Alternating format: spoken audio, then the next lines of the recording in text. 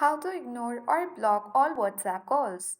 Hi everyone, welcome to the channel. Watch the video till the end, and without further ado, let's dive right into the video.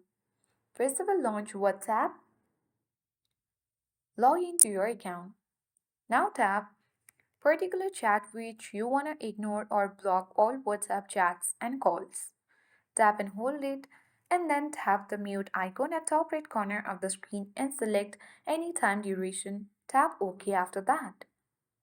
Or else you can also tap and hold that particular user chats and tap the archive button at top right corner.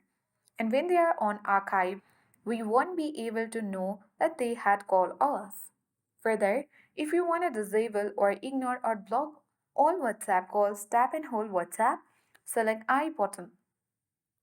From here, tap Manage Notifications options, head towards Call Notification and make sure to toggle the button off.